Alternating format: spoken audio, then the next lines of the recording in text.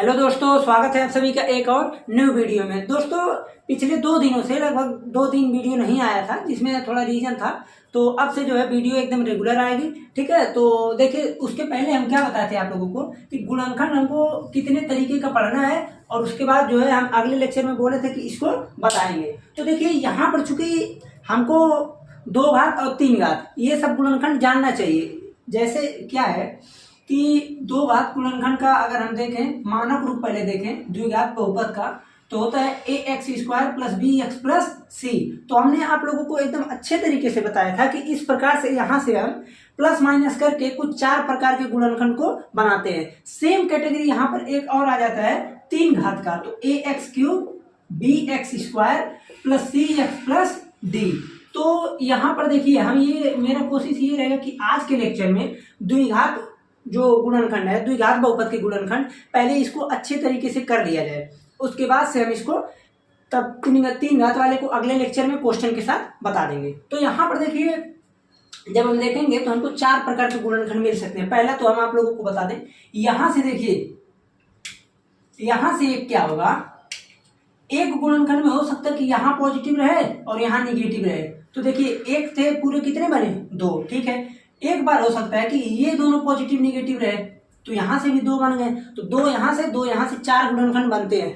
एक चीज और बता दें, यहाँ पर हमको ये देखना है कि मेन जो मेरा कैटेगरी है वो ये डिपेंड करता है। ओनली गुणनखंड 2 ही प्रकार के होते हैं, लेकिन चूंकि यहाँ भी निगेटिव पॉजिटिव हो सकता है, तो इसलिए मेरा मानना ये है कि यहाँ पर हम 4 तरीके का बताएंगे। थोड़ा अंतर आ जाता है उस निगेटिव पॉजिटिव से, तो आपको उतना नहीं, बस आपको ये ध्यान रखना है कि यहाँ पर पॉजिटिव है कि निगेटिव। पॉजिटिव रहेगा तो खंड मिलेगा जोड़ने पर, निगेटिव रहेगा तो मिलेगा घटाने पर। अब देखिए, 4 तरह के गुणनखंड है, तो अब चारों तरह का पहले हम स्टैंडर्ड फार्मूला एक बार लिख दें कि किस फॉर्मेट में आ सकता है। जैसे देखिए, पहला हो सकता है कि ax² plus bx plus c, इस प्रकार से है। दूसरा हो सकता है ax² plus bx minus c, इस प्रकार से। ओके, 2 हुआ। उसके बाद से हम देखेंगे कि ax² minus bx minus c, ax² minus bx, उसके बाद प्लस c, यहाँ पर हो जाएगा प्लस। देखिए, एक बार यहाँ पर प्लस माइनस था, दूसरे वाले पर एक बार यहाँ पर प्लस माइनस, ये तो कुछ भी हो सकता है, एक बार माइनस हो, प्लस हो, प्लस हो, माइनस, कुछ भी, ठीक। तो हमको 4 प्रकार का देखना है। अब यहाँ पर हम एक एक एग्जाम्पल लेकर चारों प्रकार का अच्छे तरीके से समझा देते हैं। देखिए, सबसे पहले हम यहाँ पर लेते हैं गुणनखंड के रूप में। पहला में जैसे हमने लिए x² प्लस 25x, नहीं छोटा लेते हैं पहले, 10x प्लस 25, ठीक है। देखिए, एक चीज और, अगर आपको गुणनखंड और अच्छे तरीके से डिटेल में जानना है तो आप लोग बहुपद का क्लास 10 का देख सकते हैं जाकर एक लेक्चर। इस वीडियो के डिस्क्रिप्शन बॉक्स में हम दे देंगे सब कुछ, उसका लिंक। देखिए, यहाँ पर गुणनखंड है। गुणनखंड में आप सभी को पता होना चाहिए कि हम करते क्या है। सिंपल कोई भी चीज, अगर किसी का भी गुणनखंड करना हो, द्विघात बहुपद के लिए बता रहे हैं, तो हमको ये देखना रहता है कि यहाँ पर 2 खंडों को, यानी 2 अंकों को हमको इस प्रकार से जोड़ना है। यहाँ पर कौन सा चिन्ह है, प्लस। प्लस चिन्ह रिप्रेजेंट करेगा कि जो खंड मिलेगा वो जोड़ने पर मिलेगा। तो हमको ऐसा चिन्ह, ऐसा 2 अंकों को जोड़ना है जिससे आए 10 और मल्टीप्लाई करे तो आए 25। तो आप सभी को पता होना चाहिए कि 5 और 5 का आएगा। गुणनखंड के लिए सबसे पहले ध्यान में ये रखिएगा कि आपको कम से कम 2 से लेकर 25 तक टेबल याद हो, जिससे गुणनखंड आप चुटकियों में निकालेंगे तुरंत, नहीं तो मल्टीप्लाई करना पड़ेगा, ठीक। ये हो गया। उसके बाद स्क्वायर क्यूब तो आपको याद रहना ही रहना चाहिए, ये सब तो सिंपल चीज है, ठीक है। मान के चलिए कम से कम 30 तक, 25 तक, तो ये सब याद रहना ही चाहिए। ओके, यहाँ पर अब आते हैं। देखिए कैसे होगा, हमको करना क्या है, x² प्लस, देखिए हमको 10 की जगह पर ऐसा 2 अंक लिखना है कि जो जोड़ने पर आए कितना, 10। 5 प्लस 5 ये कितना आएगा, आप कहेंगे 10 ही आएगा, और मल्टीप्लाई करेंगे तो आएगा 25। तो यहाँ पर हम लिख देंगे प्लस 25। उसके बाद क्या करेंगे, सिंपल प्रोसेस से इसका इसमें मल्टीप्लाई कर देंगे। x² प्लस 5 का मल्टीप्लाई x में, 5x प्लस 5x प्लस 25। उसके बाद अब क्या करेंगे, अब देखिए यहाँ पर चूंकि हम क्यों 2 पार्ट में यहाँ पर तोड़े हैं, इसके पीछे भी रीजन है। क्यों, देखिए जैसे मान लीजिए यहाँ पर जब 2 में हम तोड़ देंगे तो यहाँ पर हमें ये देख रहे हैं कि 4 पद हो गया। कितने पद हुए, 4। देखिए दो पद यहाँ पर, दो पद यहाँ, 4 पद हुए ना, 1 2 3 4। यहाँ पर कितने थे? 1 2 3। तो 3 पदों में कॉमन नहीं लिया जा सकता, इसीलिए इसको हम तोड़ते हैं ताकि 4 पद हो जाए, और 4 पद हो जाएगा तो हम उसके बाद कॉमन तो ले ही सकते हैं। तो यहाँ से देखिए क्या कॉमन है, x यहाँ भी, x यहाँ भी, x को लिए कॉमन। अब देखिए कॉमन में बहुत बच्चे कंफ्यूज रहते हैं, तो करना क्या है आपको, कॉमन लेने के बाद क्या चीज बच रहा है इसको ध्यान देना। जैसे देखिए x को कॉमन लिए, ब्रैकेट लगाएं। अब यहाँ से देखिए एक x निकल गया, एक ही x तो बचेगा, तो यहाँ पर हम लिख देंगे x, और यहाँ पर 5x था तो एक x गया तो प्लस 5 बचेगा। उसके बाद अब क्या, देखिए यहाँ कौन सा चिन्ह है, प्लस, तो प्लस चिन्ह को उठाएंगे। उसके बाद देखिए यहाँ पर क्या है, 5 25, तो 5 को कॉमन लेंगे तो x प्लस 5 बचेगा।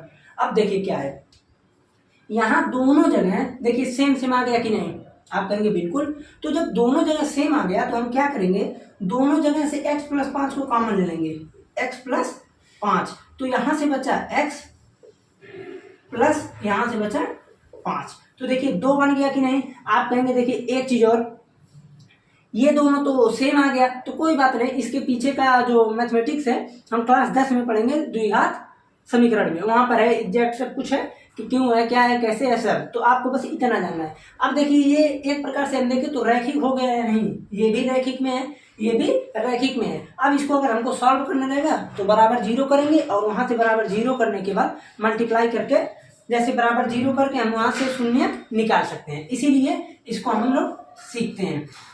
ठीक है, अब हम आते हैं इस तरह पे, जैसे मान लीजिए आ जाए कुछ इस प्रकार से, दूसरा बताएं, जैसे मान लीजिए आ गया x² प्लस 5x माइनस, अब उसके बाद यहाँ पर हम करते हैं 150।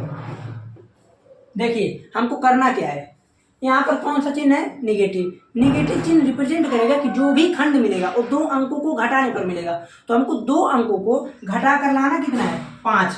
और जब 5 लाना है और यहाँ पर मल्टीप्लाई में कितना लाना है, 150, तो हम करेंगे क्या, देखिए पहले तो 150 का खंड कर दें। वैसे हम आप लोगों को एक शॉर्ट वीडियो के माध्यम से बता देंगे कैसे निकाला जाता है। यहाँ पर हम ये देख रहे हैं कि 150 है, और उसके बाद अगर थोड़ा सा भी दिमाग लगाएं तो 10 और 15 का बन जाएगा, 10 और 15 का। कैसे, क्योंकि 15 में से 10 को घटाएंगे 5 बचेगा, और मल्टीप्लाई करेंगे तो 150 होना ही होना है।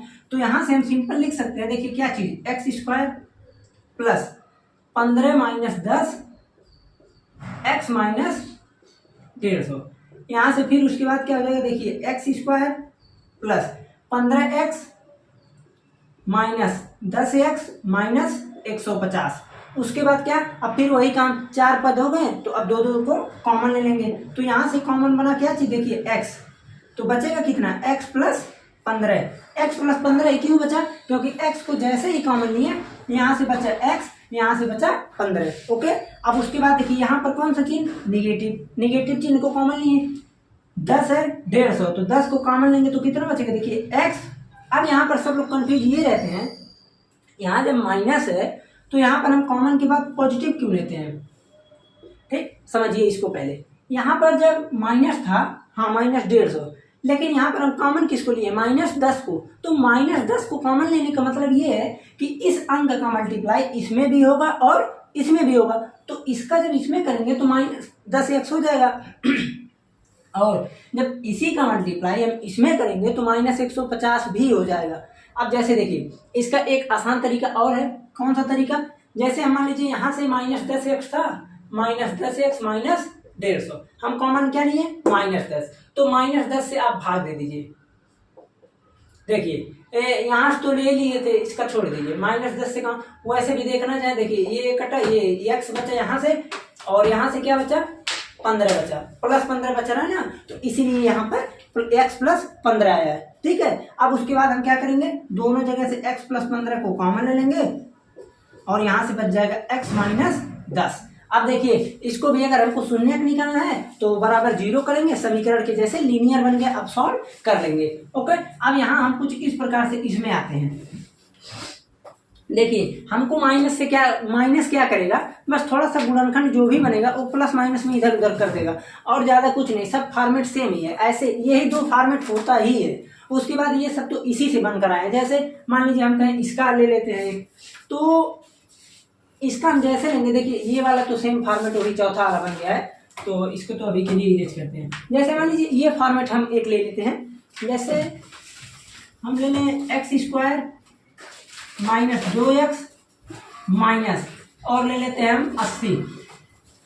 तो हम ये देख रहे हैं कि हमको 80 लाना है मल्टीप्लाई पर, घटाने पर लाना है 2, तो 10 और 8 का बन जाएगा, तो 10 8 80 होता है। तो यहाँ से हम क्या कर सकते हैं, देखिए एक्स स्क्वायर माइनस, यहाँ पर हम लिखेंगे 10 माइनस 8 एक्स माइनस 80। ओके, यहाँ से फिर उसके बाद एक्स स्क्वायर। अब देखिए जो मेन प्रॉब्लम होता है यहाँ पर होता है, क्या होता है, जैसे अभी तक हम x का मल्टीप्लाई कर रहे थे, लेकिन आपको पता होना चाहिए कि अगर ब्रैकेट के बाहर कोई चिन्ह भी हो तो उसका भी मल्टीप्लाई होता है। तो इस अंक चिन्ह का मल्टीप्लाई इसमें होगा, तो -10 x का इसमें होगा -10x, माइनस का मल्टीप्लाई इसमें होगा तो +8x, माइनस हो गया 80। अब देखिए हमको क्या करना है, कॉमन लेना है, तो कॉमन लेने के लिए वही फिर सिंपल दो x माइनस 10 प्लस 8, यहाँ से बचा x माइनस 10। ओके, अब उसके बाद क्या करना है, दोनों जगह से x माइनस 10 को कॉमन ले लेना है और यहाँ से बच जाएगा x प्लस 8। ठीक है, तो देखिए यही होता है गुणनखंड का तरीका। अब ज़्यादा से ज़्यादा गुणनखंड आप लोग इसको ज़्यादा से ज़्यादा कीजिएगा। ठीक, अगले लेक्चर में यहाँ पर वैसे हम एक काम करते हैं, कुछ चीज़ों को जैसे चलिए ठीक है, इसका आप लोग फोटो लीजिए, तब तक हम क्या करते हैं, थोड़ा कुछ और दे देते हैं होमवर्क के रूप में, आप लोग कर लीजिएगा। एक गुणनखंड अगर किए रहेंगे तो बढ़िया रहेगा, 2 हाथ के गुणनखंड अगर क्लियर है तो ठीक रहेगा। ठीक है, तो हम कुछ यहाँ पर दे देते हैं, जैसे मान लीजिए पहला हो गया x square plus 9x plus 20, दूसरा हो गया x square minus 16x plus 60, 3 number x square minus 5x minus 500। ठीक है, यहाँ पर हाँ ठीक है, ये बन गया। उसके बाद x square minus x minus 72, x square plus x minus 42। Okay, 5 गुणनखंड है, आप लोग इसको होमवर्क के रूप में आराम से कीजिएगा। अब देखिए एक चीज हम और समझा देते हैं आपको कि इसका इतना करने के बाद शून्य कैसे निकलेगा। बिल्कुल आसान है, कैसे देखिए, आपको करना क्या है, एक एक बार दोनों को 0 के इक्वल कर देना है। बताए थे ना कि रैखिक का कैसे निकलता है, जैसे 0 के इक्वल करेंगे, देखिए -5 और यहाँ से कितना आ रहा है, यहाँ से भी आ रहा है -5। तो खैर ये तो एक एक्सेप्शनल केस है, अपवाद का केस है। यहाँ से देखिए कितना आएगा, आप कहेंगे बहुत इजी है सर, कैसे होगा, देखिए भाई बिल्कुल आसान, x बराबर -15, यहाँ से आ जाएगा x माइनस 10 बराबर 0, x बराबर 10। ये सब क्या है, द्विघात बहुपद का किस प्रकार से हम शून्य निकालते हैं, ये चीज हम यहाँ सीखे हैं। अब देखिए द्विघात बहुपद को तो मैटर साफ हो गया। देखिए पहले कितना टाइम ड्यूरेशन हुआ, 13 मिनट। ठीक है ना, तो हम कोशिश ये करते हैं कि थोड़ा सा और देखिए, यहाँ पर गुणनखंड में केवल और केवल इतना ही है, तो इसमें हम ज़्यादा नहीं बताएंगे आप लोगों को। एक चीज़ और बता देते हैं, जैसे देखिए त्रिघात का, इसको इरेज करते हैं। अब हम बता देते हैं आप लोगों को त्रिघात बहुपद का गुणनखंड वो कैसे होगा। देखिए आसान है वो भी, अगर आप लोग थोड़ा सा दिमाग लगाएंगे तो हो जाएगा।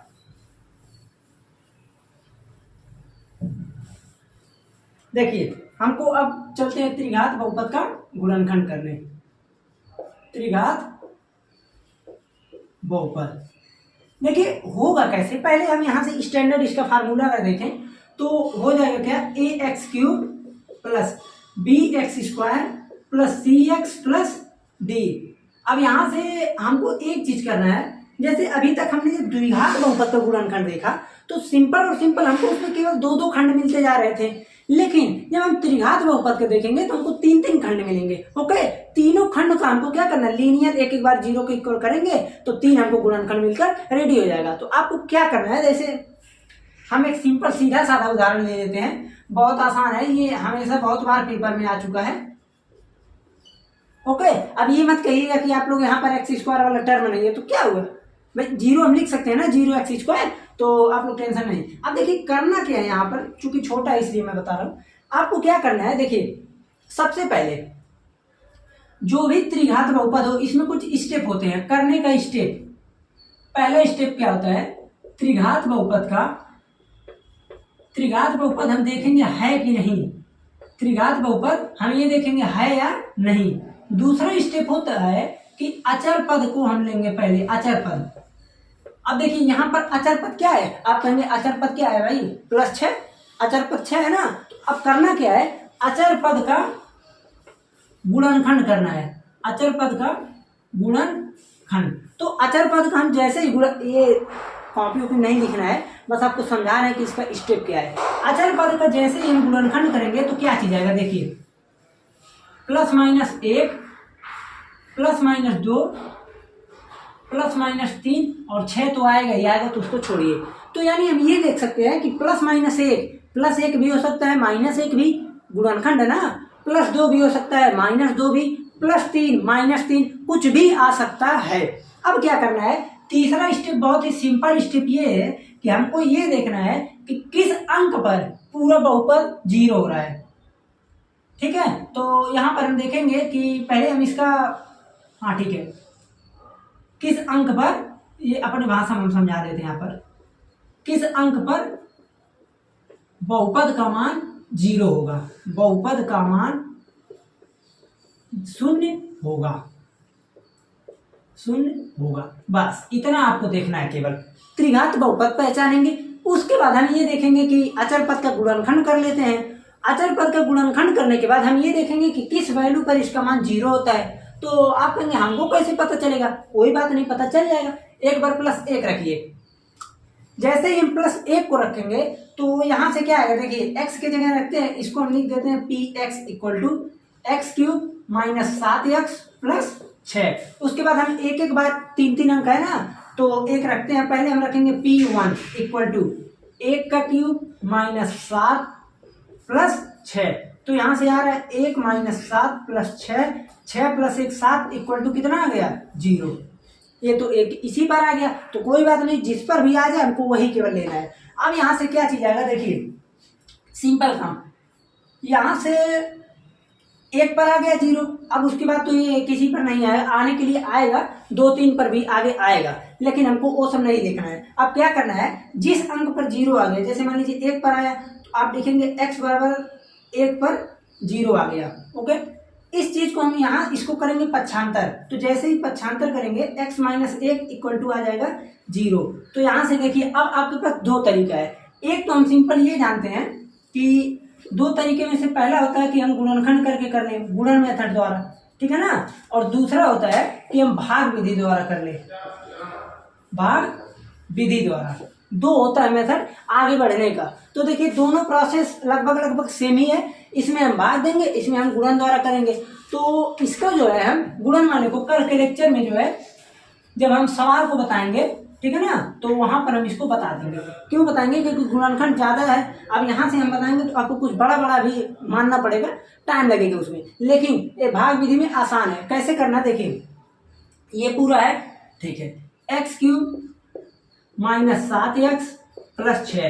अब हमको ये देखना है कि किस अंक पर 0 हुआ था, x = 1 पर, पक्षांतर किए तो x - 1 को यहाँ पर लीजिए, x - 1, अब दे दीजिए भाग देने तो आता ही होगा, नहीं आता है तो समझ लीजिए भाग कैसे दिया जाता है। देखिए यहाँ पर क्या है, x³, यहाँ क्या है, x, तो x में हम किस चीज का मल्टीप्लाई कर दें कि x³ हो जाए, आप कहेंगे x²,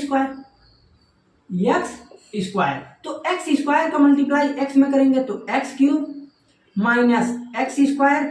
अब क्या करते हैं, आपको पता होना चाहिए, माइनस करते हैं ना, चिन्ह बदलते हैं, यहाँ माइनस यहाँ माइनस, लेकिन माइनस पहले से था, अच्छा माइनस लिख देते हैं, माइनस, ठीक है, ये दोनों प्लस माइनस खत्म। ये देखिए यहाँ पर ये माइनस माइनस था, तो ये माइनस माइनस मिलके क्या बन जाएगा, प्लस, तो ये हो जाएगा प्लस।